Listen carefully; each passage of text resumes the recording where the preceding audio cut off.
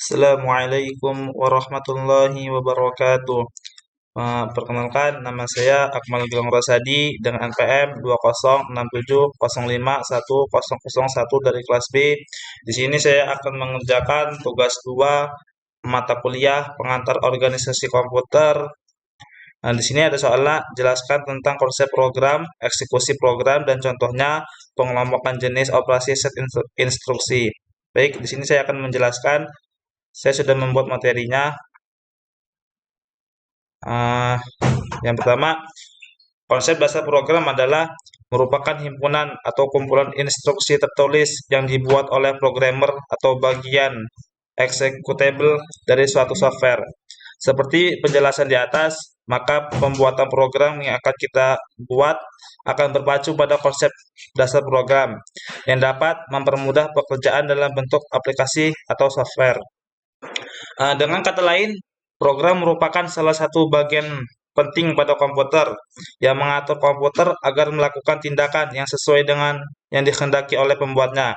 Di sini ada yang pertama mendefinisikan masalah, dan yang kedua mencari solusi untuk masalah, dan yang ketiga memilih teknik pemecahan masalah dan algoritma, yang keempat menulis program, yang kelima melakukan testing dan debugging bahasa pemrograman. uh, Basis data Simar Mata dan Paryudi 2010, dia mengungkapkan bahwa database atau basis data merupakan kumpulan data yang saling berhubungan satu sama dengan yang lainnya, yang tersimpan di perangkat keras komputer, dan diperlukan suatu perangkat lunak untuk memanipulasi basis data tersebut. Nah, di sini ada beberapa contoh software database antara lain, yakni yang pertama ada Microsoft Access, SQL, Server, Oracle, MySQL, dan lain-lain. Nah, di sini saya membuat contoh program dengan Hello World. Di sini saya memakai library include IOStream. Dia berfungsi untuk menampilkan sintaksi out. Kemudian saya masukkan outputnya, nama saya Akmal Gilang Rosadi, NPM 2067051001 dan jurusan Ilmu Komputer. Sini ada return, ini fungsinya untuk mengakhiri suatu program. Di sini ada eksekusi program. Eksekusi program adalah fungsi dasar komputer yang prosesnya dengan cara mengolah instruksi dengan langkah atau instruksi membaca CPU dari memori dan CPU mengeksekusi setiap instruksi. Uh, Eksekusi program juga melibatkan sistem operasi kernel menciptakan proses dengan menugaskan memori dan sumber daya program tersebut. Dan kemudian dia berinteraksi dengan user dan atau device dan melakukan fungsi yang ada diinginkan. Di sini ada contoh eksekusi program. Kan saya di sini menginputkannya, nama saya Akmal Gilang Rosadi, saya inputkan kembali dengan NPM. Nah, saya outputkan kembali ilmu komputer, maka setelah di running dia hasilnya seperti ini, identitas saya. Kemudian di sini ada set instruksi. Instruksi adalah sekumpulan lengkap instruksi yang dapat dimengerti oleh sebuah CPU. Set instruksi sering juga disebut sebagai bahasa mesin karena aslinya yang berbentuk biner kemudian dimengerti sebagai bahasa assembly.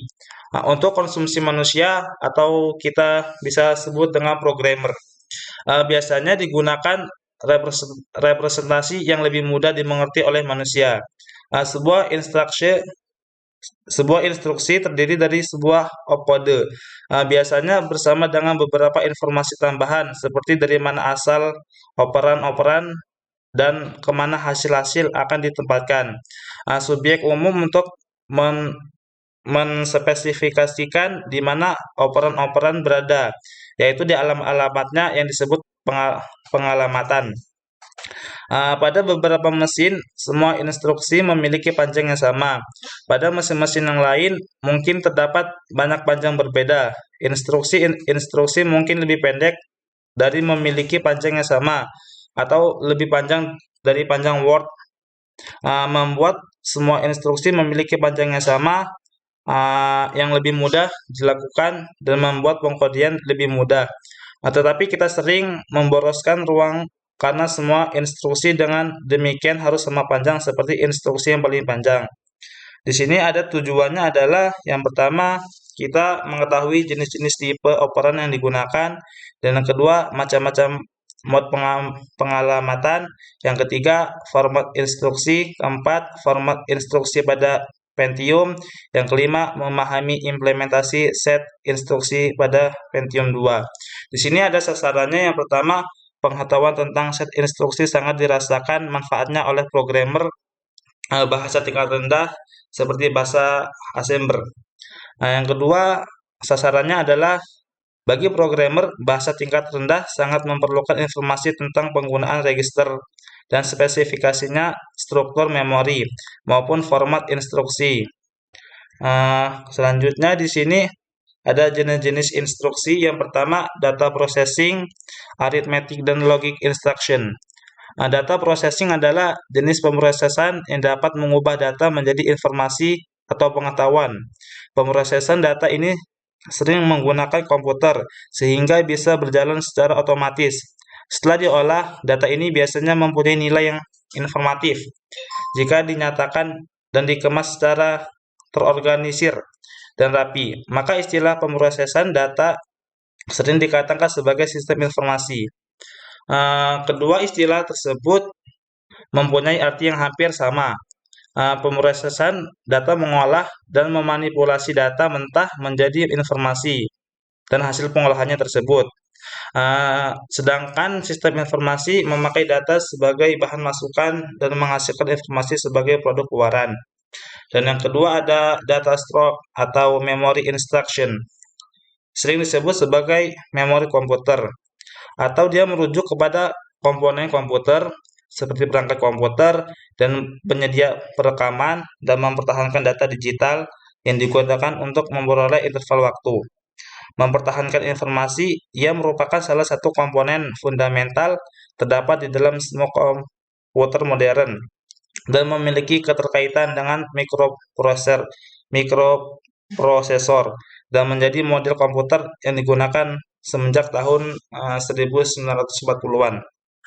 Dalam penggunaan kontemporer, memori komputer merujuk kepada bentuk media penyimpanan berbahan semikonduktor yang dikenal sebagai sebutan atau kita sebut dengan RAM, Random Access Memory, dan kadang-kadang dalam bentuk lainnya yang lebih cepat tapi hanya dapat menyimpan data secara sementara.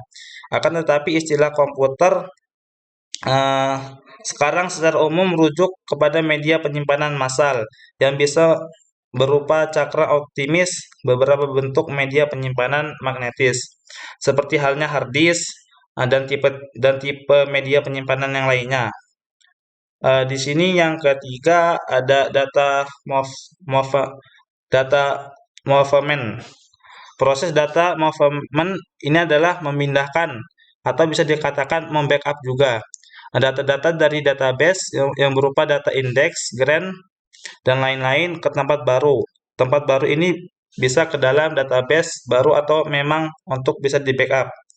Di sini ada yang keempat, ada control test and branch instruction. Unit kendali control unit adalah satu bagian dari CPU yang bertugas untuk memberikan arahan atau kendali atau mengontrol terhadap operasi yang dilakukan di bagian ALU. Di dalam CPU tersebut, output dari CPU ini akan mengatur aktivitas dari bagian lainnya dari perangkat CPU tersebut. Nah, di sini kita bisa melihat cara kerja set instruksi.